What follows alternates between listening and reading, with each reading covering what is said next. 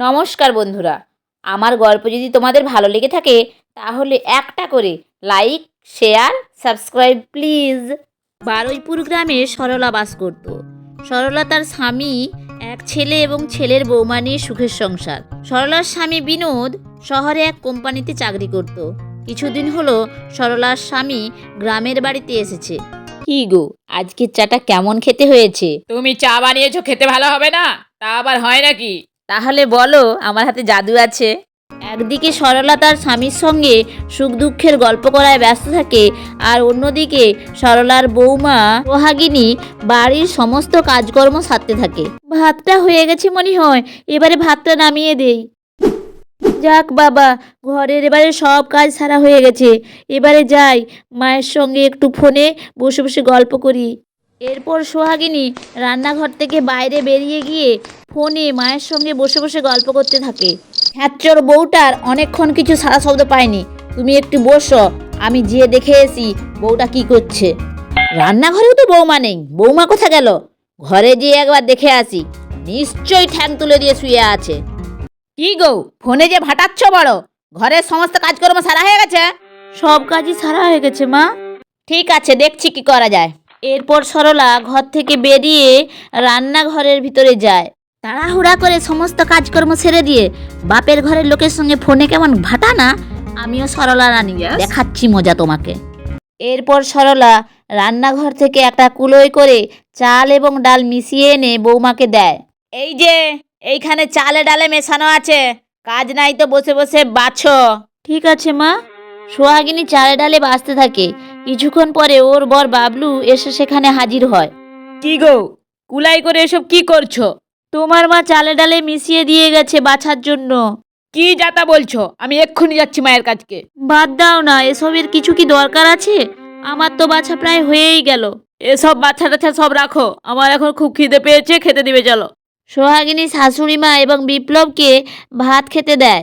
দুজনেই মনের আনন্দে ভাত খেতে থাকে। বৌমা, বাবুকে আর দুটি ভাত দিয়ে যাও। কি যে করি, হাঁড়িতে তো ভাত বাড়ন্ত, একটাও ভাত নেই। কানে কালা নাকি? দুটি ভাত দিয়ে যেতে বলছি, শুনতে পাওনি নাকি? মা, হাঁড়িতে আর একটাও ভাত নেই। তুমি তো এখনো ভাত খাওনি, তোমার ভাগের ভাতটাই দিয়ে যাও। আমার ভাগের ভাতটা আপনাকে দিয়ে দিয়েছি। থাক না মা, আমি আমার পাতের ভাতগুলোও খেতে পারবো না। আর ভাত আছে কি না জেনে কি লাভ? হ্যাঁ, তুই তো তোর বউকে বাঁচানোর জন্য অনেক কিছুই বলবি। আমি কি জানি না তোর পেটে কতগুলা ভাত ধরে?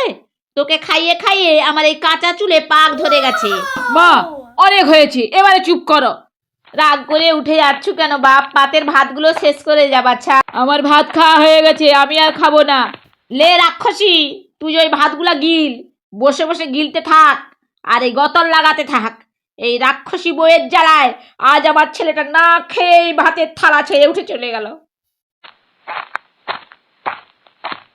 এরপর সোহাগিনী কাঁদতে কাঁদতে স্বামীর পাতের ভাতগুলো খেয়ে ঘরে গিয়ে স্বামীর পাশে শুয়ে পড়ে। কি গো, তুমি কাঁদছো? জানি তুমি মায়ের কথায় খুব কষ্ট পেয়েছো। আমার মতো গরিব মেয়ে কি আর কষ্ট পেতে পারে? দেখো, আমি ঠিক করেছি, আমরা দুইজনে মিলে ওই রাস্তার ধারে তেলে ভাজার দোকান করব। দেখবে, আমরা যদি সংসারে টাকা পয়সা দিতে পারি তাহলে মা আর ওই রকম কথা শোনাবে না। তবে তাই করো। পরের দিন সকাল হতেই বাবলু তার মায়ের কাছকে যায় এবং মাকে বলে, মা, তোমাকে একটা কথা বলার আছে। থাক, আমি জানি তোর কি বলার আছে। ওই ওই ওই রাক্ষসী বউ নিশ্চয়ই আমার নামে তোর কাছে নালিশ করেছে। মা, আগে আমার কথা শোনো, তারপরে কথা বলবে। বল, কি বলবি বল, আমি শুনছি। আমি আর সোহাগিনী ওই রাস্তার ধারে তেলে ভাজার দোকান দেব বলে ভেবেছি। সে তো ভালো কথা, কিন্তু তুমি দোকানে থাকো ঠিক আছে, ওই পোড়ার মুখী যদি দোকানে থাকে, ঘরের কাজগুলো কে করবে শুনি? মা, তোমার কথাগুলো ঠিকই, কিন্তু দোকান আমি একা কিভাবে সামলাবো? তাহলে যাবে যাও, কিন্তু ঘরের সব কাজ ছেড়ে দিয়ে তবেই দোকানে যাবে, নচেত না। ঠিক আছে, ও সব কাজকর্ম সেরে দিয়েই দোকানে যাবে। কিছুদিনের মধ্যেই বাবলু ও সোহাগিনী দুজনে মিলে রাস্তার ধারে তেলে ভাজার দোকান দেয় এবং দোকান খুব ভালোই চলতে থাকে। যা টাকা পয়সা রোজগার হয় সব বাবলু তার মায়ের হাতে তুলে দেয়। একদিন বাবলু একটা টাকার পুটুলি হাতে করে এনে মাকে এসে বলে, মা এই নাও আজকে তেলে ভাজা বিক্রির টাকা। মাও টাকার থলেটা পেয়ে খুব খুশি হয়। এরপর বাবলু টাকার থলেটা মায়ের হাতে দিয়ে ঘর থেকে বাইরে বেরিয়ে যায়। এই সব ঘটনা পাড়ার রমলা কাকিমা ওইখানে বসে বসে দেখতে থাকে এবং মনে মনে ভাবতে থাকে, এদের এই হাসি খুশির সংসারে কিভাবে আগুন লাগানো যায়। দেখো দিদি, তোমার ছেলে তোমার হাতে টাকা তুলে দিয়েছে ঠিকই, কিন্তু সব টাকা কি দিচ্ছে? কিছু তো বউকে দিচ্ছে। আরে না না, ছেলে আমার খুব ভালো, আমাকে না জানিয়ে কিচ্ছু করে না।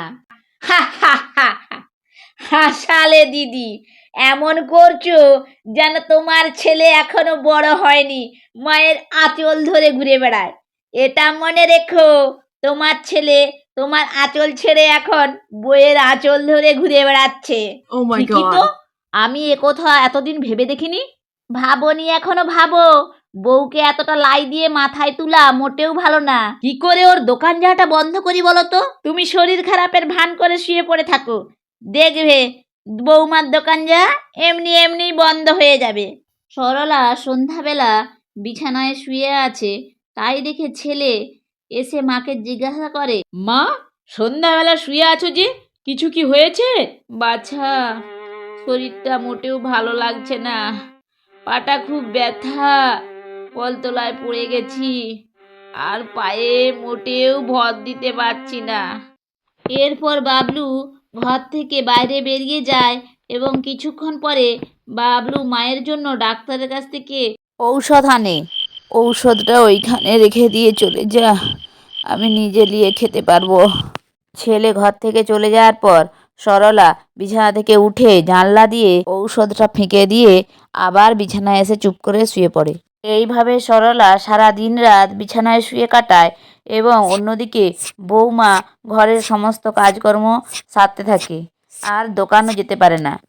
একটানে বিছানায় শুয়ে থাকার ফলে সরলার শরীর পঙ্গু হয়ে যায় এবং বিছানা থেকে উঠতে পারে না। তাই সরলা একদিন তার বৌমা সোহাগিনীকে ডেকে নিজেই সংসারের সমস্ত দায়িত্ব সঁপে দেয়। আমার গল্পটি ফুরলো, নোটে গাছটি মুড়লো। নমস্কার বন্ধুরা, পরবর্তী গল্পের জন্য তোমরা সবাই অপেক্ষা করো।